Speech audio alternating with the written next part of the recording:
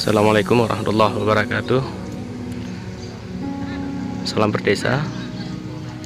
Kembali lagi berjumpa di channel kesayangan Anda. Hari ini kami pendamping desa Kecamatan Banda Baru, Kabupaten Aceh Utara, melakukan pendampingan di Gampung Blangpala, Kecamatan Banda Baru, Kabupaten Aceh Utara, Provinsi Aceh, dalam penyaluran bantuan langsung tunai dana desa tahap ketiga tahun anggaran 2020 periode pertama.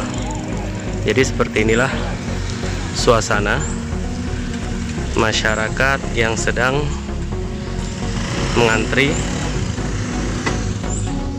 untuk mengambil bantuan langsung tunai yang dimaksud.